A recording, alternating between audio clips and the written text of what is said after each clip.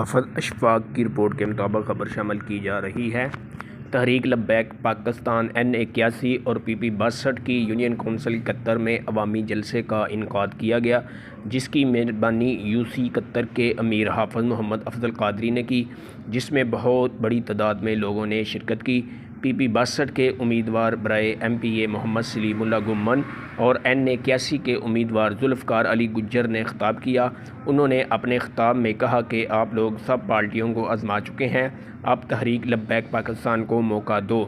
تحریک لبیک پاکستان میں اسلامی نظام نافذ کرے گی اور لوگوں کے مسائل ان کی دہلیز پر حل ہوں گے اور بے روزگار لوگوں کو بیت المال سے راشن دیا جائے گا۔